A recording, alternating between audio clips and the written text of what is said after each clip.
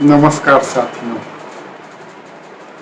आज का विषय है मस्त रहें स्वस्थ रहें। तो सबसे पहले हम यह समझेंगे कि मस्त रहने से स्वस्थ रहने का क्या संबंध है।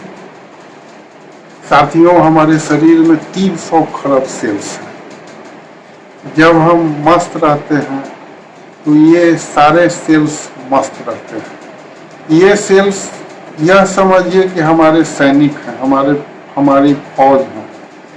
ये सेल्स बाहरी दुश्मनों से हमारी रक्षा करते हैं। जब भी कोई बाहरी बैक्टीरिया या वायरस आता है तो सबसे पहले ये सेल्स उनसे लड़ते हैं और उनको शरीर के अंदर नहीं घुसने देते। हमारे शरीर की मरम्मत करते रहते हैं, हमारे शरीर का रख रखाव करते रहते हैं।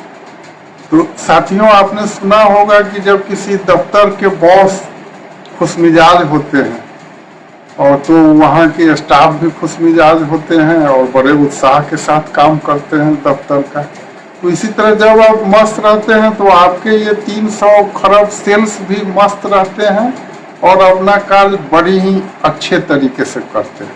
और जब अच्छे तरीके से कार्य करते हैं तो निश्चय ही आपका स्वास्थ्य अच्छा होता है। बाहरी जो इन्फेक्शन शरीर पर हमला करता है उसको ये सेल्स नाबूद कर देते हैं। तो अब हम मस्त कैसे रहे। तो साथियों, मस्तिष्क का यह प्रवृत्ति है कि जब भी यह खाली होता है तो इसमें सिर्फ नकारात्मक बातें आती है। जैसे आपके जीवन में 10 बातें अच्छी हुई लेकिन कोई एक बात खराब हुई तो बार बार वही बात मस्तिष्क में आएगी। ये ऐसा क्यों हो गया, उसने मुझे ऐसा क्यों बोल दिया, मैं उसको जरूर सबक सिखाऊंगा। तो साथियों, एक तरीका यह है कि हम अपने मस्तिष्क को सकारात्मक चीजों से भरें। जैसे ग्लास है खाली, तो इस खाली ग्लास में हवा है। इस खाली ग्लास में हवा है, जब हम इसमें पानी भर देंगे तो हवा निकल जाएगी। इसी तरह जब हम सकारात्मक बातें भरेंगे, सकारात्मक क्रियाओं में लगे रहेंगे तो हमारे मस्तिष्क में जो नकारात्मक बातें हैं वो खुद ब खुद निकल जाएंगी। तो एक सकारात्मकता विकसित करने का सबसे अच्छा तरीका है धन्यवाद देना। जब मुझे कोई धन्यवाद देता है साथियों तो मैं तो बहुत खुश होता हूँ और मेरी इच्छा होती है कि जो सामने वाले हमको धन्यवाद दे रहे हैं, अगर कभी जरूरत हो तो फिर इनका कोई काम हो तो हम खुशी खुशी करें। तो यह दूसरों को भी ऐसा लगता है, जब आप उनको धन्यवाद देंगे तो वो भी खुश होंगे और आपका कोई काम होगा तो वो भी खुशी खुशी करेंगे। तो ईश्वर भी तो हमारे परम पिता हैं और हम ही लोग जैसा उनका भी स्वभाव है। जब आप ईश्वर को धन्यवाद देते हैं, जो अच्छी अच्छी चीजें आपको दिए हैं, आप सवेरे सोकर उठते हैं उनको धन्यवाद देते हैं, ईश्वर आपने मुझे एक नया जीवन दिया, आपको बहुत बहुत धन्यवाद। आपने मुझे अच्छी पत्नी दी, अच्छे भाई दिए, अच्छे बच्चे दिए हैं, आपको बहुत बहुत धन्यवाद। तो निश्चय ही ईश्वर भी खुश होंगे, वो आपके जीवन में और अच्छी अच्छी चीजें देते रहेंगे। तो एक धन्यवाद देना ऐसा तरीका है कि धन्यवाद देने से आपकी बहुत बड़ी टीम भी तैयार होती है इस धरती पर। लोग खुशी खुशी आपके लिए कार्य करते हैं तो निश्चय ही आपको सफलता मिलेगी और सफलता मिलेगी तो निश्चय ही आप खुश होंगे। आपका मस्त रहेंगे तो आपके सेल्स भी स्वस्थ रहेंगे। और साथियों, हमारे शरीर में कई तरह के हार्मोन होते हैं। कुछ हार्मोन हानिकारक होते हैं जैसे एड्रेनलिन, कोर्टिसोल।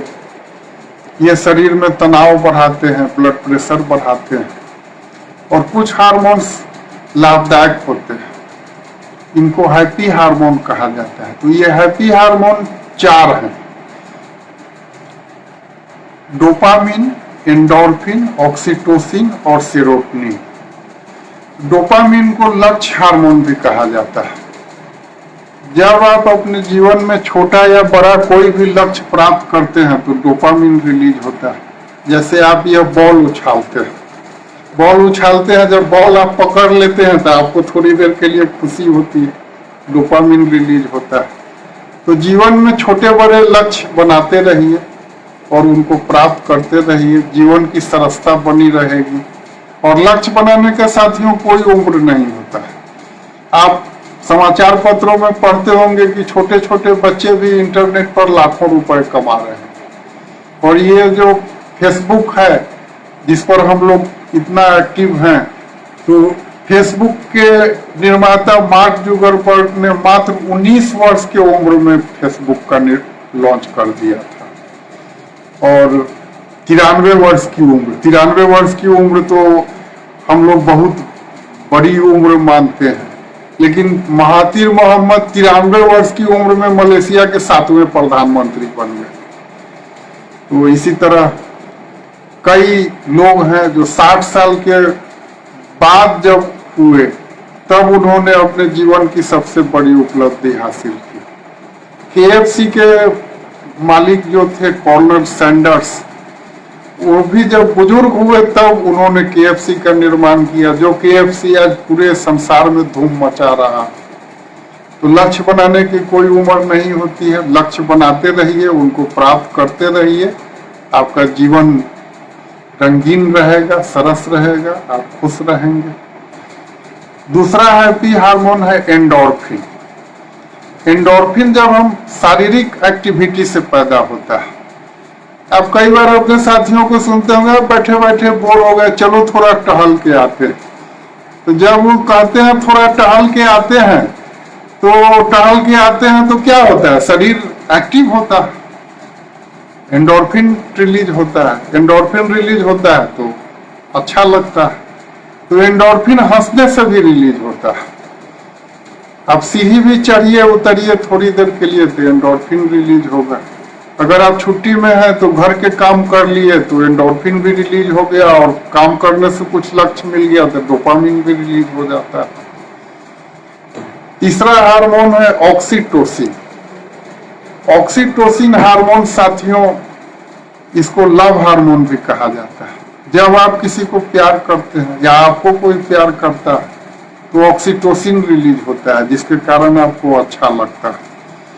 तो आप बच्चों के साथ खेलिए, उनको प्यार कीजिए, पौधे रोपिए, उनको प्यार से पानी दीजिए, यहाँ तक कि निर्जीव चीजों को भी संभाल कर रखिए। ईश्वर को धन्यवाद दीजिए कि ईश्वर ने आपको ये चीजें दी हैं। तो इससे ऑक्सीटोसिन रिलीज होगा और आपके शरीर में अच्छा लगेगा, आपको आपके सेल्स खुश रहेंगे। चौथा हार्मोन है सेरोटोनिन। तो साथियों सबसे आसान है सेरोटोनिन हार्मोन रिलीज करना, आपको कुछ नहीं करना। आप सुबह सूर्योदय देखने छत पर चले जाइए, शाम में सूर्यास्त देखने चले जाइए, चांदनी रात है तो छत थोड़ी देर टहल लीजिए या किसी पार्क में जाकर टहल लीजिए। प्रकृति के नजदीक जब भी आप होते हैं तो सेरोटोनिन रिलीज होता है।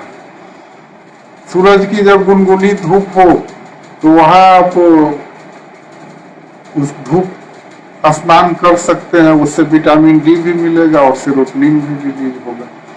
तो ये चारों हार्मोन हमारे शरीर को स्वस्थ रखते हैं, अच्छा रखते हैं, खुश रखते हैं, और आप इनको बड़ा आसानी से अपने शरीर में प्रवाहित करते रह सकते हैं। तो मस्त रहें, स्वस्थ रहें, आप इन हार्मोन्स को रिलीज करते रहें, मस्त रहें और धन्यवाद देते रहें।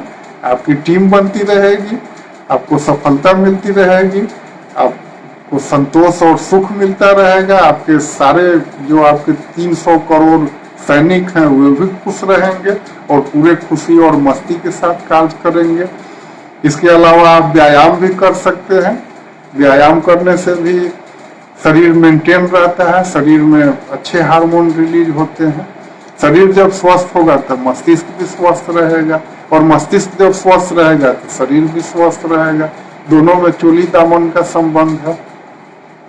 अब एक बोनस टिप्स ये है कि आप हमारे दिमाग में जो हमारे नकारात्मक अनुभव बार बार घूमते रहते हैं उनको कैसे शक्तिहीन किया जाए। तो आप ध्यान होगा आपको कि कोई फिल्म आपको बहुत अच्छी लगी होगी, आप उसको एक बार देखे होइएगा, फिर दोबारा देखने की इच्छा हुई होगी, आप उसको दोबारा भी देखे होइएगा। फिर हो सकता है तिबारा भी उसको देख लिए हो, धीरे धीरे उससे इंटरेस्ट खत्म हो गया, वो कहीं चल भी रहा है तो उधर देखने की इच्छा नहीं होती।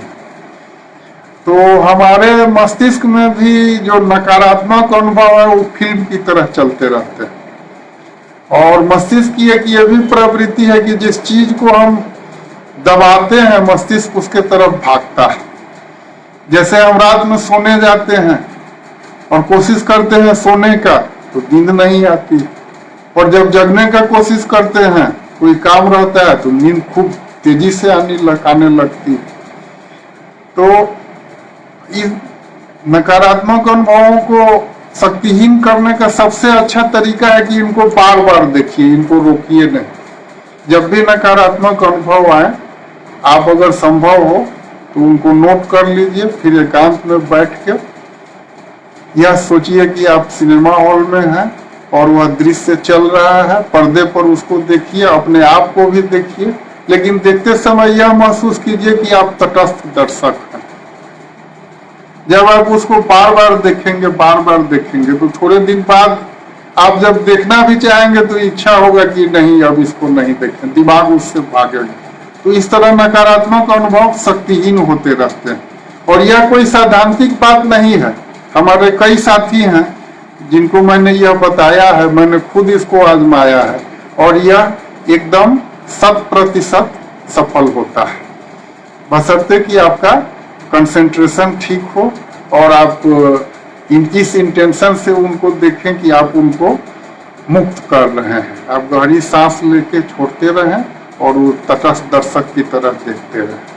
दूसरा तरीका हो सकता है कि उसको डायरी पर बार बार लिखिए, लेकिन यह सोचिए कि आप तटस्थ दर्शक हैं। इससे एक फायदा और होता है, एक अंतर्दृष्टि भी मिलती है कि यह जो नकारात्मक घटना हुई थी, अवांछित घटना, यह क्यों हुई थी। तो बार बार देखने से कई चीज होता है जो उस समय दिमाग में नहीं आया तो आपके दिमाग में आता है, तो भविष्य में आप उससे बच भी सकते हैं, उस घटना के पुनरावृत्ति से। साथियों, बहुत बहुत धन्यवाद। हम लोग मिलते रहेंगे। आपको अगर कुछ पूछना हो तो आप कमेंट सेक्शन में लिखकर पूछ सकते हैं। नमस्कार।